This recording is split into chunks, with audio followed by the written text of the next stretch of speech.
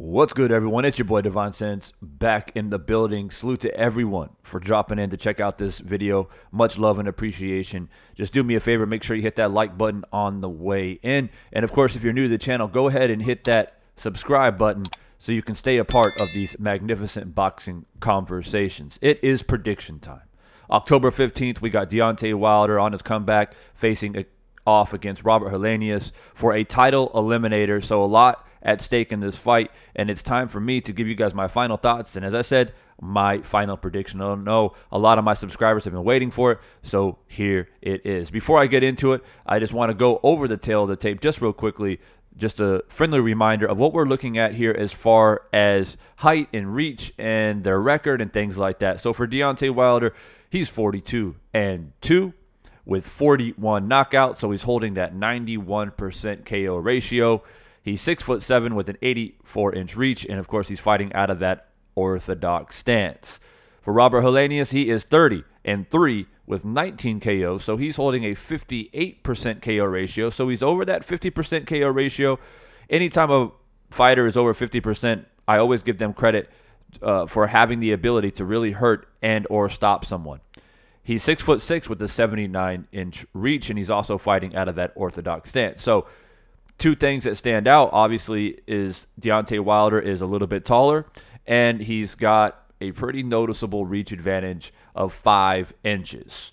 Now, does that mean that Deontay Wilder is guaranteed a victory? No, it's not. But when I'm dropping predictions, I take it very seriously, and I look at all the small, intricate details, and that includes the height and the reach advantage. Sometimes it plays a role, sometimes it doesn't. But that is the tail of the tape, and let's go ahead and get into the prediction. I'm going to start off with Robert Helenius. Robert Helenius is a guy I think that doesn't get enough credit, in my opinion. No, he's not the biggest name in the heavyweight or one of the biggest names. He's not a Usyk, he's not a Fury, he's not a Joshua, he's not even a Deontay Wilder. He's not an Andy Ruiz, right?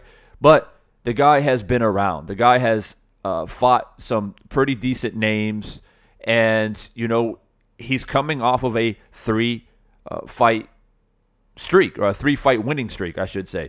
And in particular, he's fought one particular man named Adam Kownacki, who is a guy that when they faced off the first time back in 2020, Kownacki was actually undefeated. He was 20-0, coming off of victories against Charles Martin, Gerald Washington, Chris Arreola, and then he wins. Then he goes in and steps in the ring against Robert Helenius. Robert Helenius in their first matchup ends up stopping him in the 4th round. And then they have a rematch, and Robert Helenius clearly was controlling most of the fight, and it was originally declared a disqualification for low blows, but in the end, I think they overruled that and gave Robert Helenius a TKO victory in the 6th round.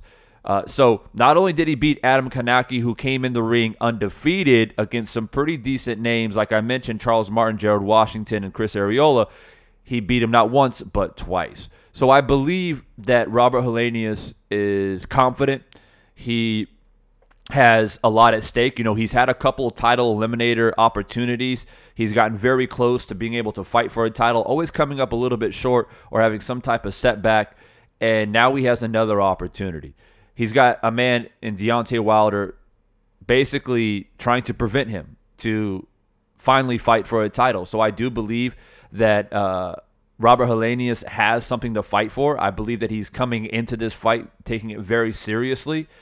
And because he has been Deontay Wilder's sparring partner, when Deontay Wilder was preparing for Tyson Fury, the 3rd fight in particular, he may feel like he knows Deontay Wilder. He knows some areas that he can possibly expose in Deontay Wilder.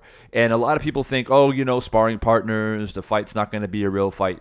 I don't agree with that. I think that it'll absolutely be a real fight, and I absolutely believe that Robert Helenius is coming in October 15th to try and upset Deontay Wilder and seize the opportunity. He's 38 years old. He doesn't have much time left to take another loss. So that's just what it is. And I think Robert, as I said, is coming in focused. He has a little bit of experience sparring Deontay. He's going to try and use that as a confidence booster, and he's going to come in and give it his all.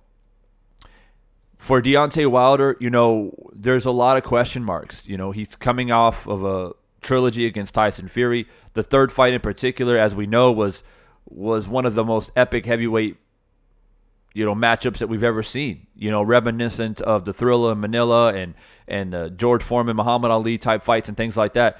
Loads of knockdowns, loads of drama, loads of theatrics. There were moments in the fight where you think that Fury's just going to run away with it, and then boom, Deontay Wilder lands a big shot and drops Tyson Fury. And that's the thing that you have to be reminded sometimes as a boxing fan and as a person stepping in the ring against Deontay Wilder, is that it doesn't matter how well you're doing in the fight. All it takes is one clean punch by Deontay Wilder. The man's got a 91% KO ratio. As a matter of fact, every single opponent that he has faced, he has put them on the canvas. That is something that you can't turn a blind eye to. It only takes one clean shot, and he can end it. So, in my opinion, Robert Helenius has to approach this fight with intensity, but not recklessness. If you're reckless against Deontay Wilder, all Deontay has to do is step back and land a big flush shot. And we've seen Deontay, in fights where he's losing the fight, or it's a very competitive fight, or even he may be hurt a little bit. Against Luis Ortiz, we saw that, but he lands a big punch. Against Tyson Fury, we saw that, but he lands a big punch. So it's not a guarantee that you're just going to smother Deontay Wilder and expect to just beat him up and be a little bit reckless and sloppy, because if you are, you can get caught with something big, and that'll be that. So you have to be aware of that if you're Robert Helenius. Deontay Wilder, in regards to question marks, is like, is he really back? Is he mentally back? Physically, I think he looks great. I was one of the people that came out here and basically said, I don't like him being at 240 pounds. It's too heavy. He's had most of his success as a heavyweight at 215, maximum 220, where he can use his fast twitch muscle fibers, use his speed, his athleticism to be able to get those big strong punches into range quickly. He also had better head movement and things like that. His pivots, his movement around the ring were just so much better.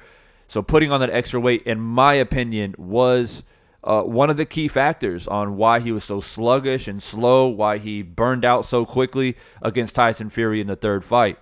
So it looks like he's dropped that weight, going back to the weight that he was successful at. Right now, looking at his body through the training videos that I've seen, he looks right around 218-ish, somewhere around there, and I expect him to weigh in around that weight, and I think that's a very, very smart thing to do.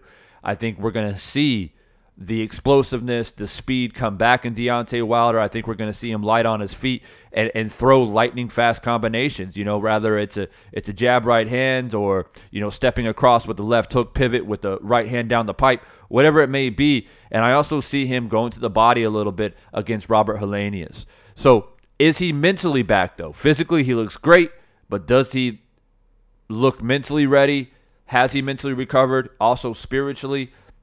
That's the question mark. As much as we want to believe that he's back, we don't really know. We're going to find out come October 15th on whether he's fully recovered both physically and mentally from the trilogy against Tyson Fury. And I don't think it'll take long. I think it'll only take 2, maybe 3 rounds max. And we're going to be like either, whoa, Deontay Wilder is seriously back to his old form, looking fantastic, or it's going to be like, wow, he doesn't look like he's ready to be back. It's going to be something that we're going to be able to notice very, very quickly. Now, with all that out of the way, and I appreciate you guys bearing with me, let's go ahead and get into the prediction, man. Look, I think this is going to be a very entertaining fight for as long as it lasts. I think Robert Helenius is going to come out. He's going to try to impose his will. He's definitely going to watch tapes of Tyson Fury. And, although Deontay is a little bit taller and has more reach, I think that, or actually I know, to be quite honest with you, that Robert Helenius will come in heavier in the fight. So he's going to use his frame. He's going to use a front-footed style to try to rough up Deontay a little bit, throw the jab out there, get occasional right hands down the pipe, and smother. Anytime Deontay Wilder wants to try to get off with something, I think he's just going to try and smother Deontay and try to take some pages out of Tyson Fury's book. I feel like that's the game plan that Robert Helenius will have. I don't think he's going to be on the back foot trying to box Deontay. That gives Deontay too much time to set his feet and use his hand speed and his power. You got to step towards Deontay, in my opinion, and I expect Robert to do that and have some success early in doing it. But I also believe Deontay is going to make the adjustments. He's going to find his timing. I think he's going to kind of surprise Robert Helenius a little bit with this newfound footwork that a lot of people are not giving Deontay Wilder credit for.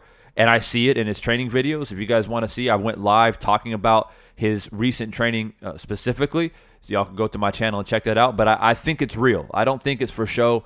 I can see how Malik Scott has slowed down everything and forcing Deontay Wilder to really focus and get back to his athleticism. And I think that athleticism is going to surprise Robert Helenius. You got to remember, Robert Helenius was sparring Deontay Wilder when Deontay Wilder was bulking up in size, was 235, 240, and it's just a different Deontay Wilder preparing for a Tyson Fury fight. Now Deontay Wilder is back to his roots, back to who he is, and I think that there's a very strong possibility that Robert Helenius is going to be caught off guard with the athleticism and the speed. But I do expect Robert Helenius to put everything on the table, man, and really come forward, really pressure, really try to do everything that he can, have moments in the fight where he connects with some pretty decent shots. But I think, like I said, Deontay Wilder's hand speed, explosiveness, his determination to prove to the people that he's back, all these, you know, these energies that are surrounding the fight itself, I think that it just favors Deontay Wilder just a little bit more in regards to not only abilities and skills, raw athleticism, and, of course, the energies of making this comeback. I think it's all going to come into play in this fight. So my prediction will be I'll give you guys a round just to say that I did. I see like a 7th round stoppage. I'd rather some type of stoppage, or maybe a Robert gets dropped once, maybe twice. The corner or the referee could stop it, or I can just see a straight up knockout around 7, maybe 8. I don't see this fight going into like 10, around the 10th, 11th round. I'm looking at 7, 8 with some type of stoppage and or knockout for Deontay Wilder. And then the conversation will be swung to the direction of, will Deontay Wilder, at that point in time, coming off of a good victory against Robert Helenius, have another title opportunity? There's a lot of names out there. There's an Anthony Joshua.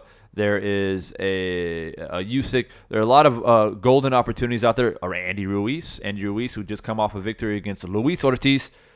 A lot of possibilities. I know Deontay Wilder said here recently that he plans to give boxing at least 3 more years of fights. So we'll see what happens, man. But that's my official prediction. I will, of course, go live to commentate the fight live right here on YouTube on October 15th. So make sure you're subscribed to the channel. Make sure you make a mental note. Make sure you join the live commentary. And those of you who know my channel and how I get down, live commentary during fights is actually what I'm most known for.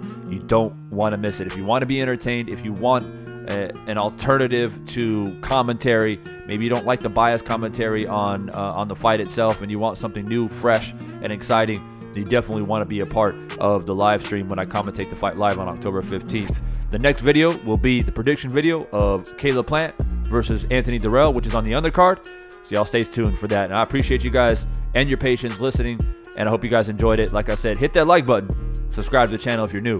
I'll catch you guys on the next one. It's your boy Devon. Stay strong, stay positive. I'll catch you guys on the next one. Peace.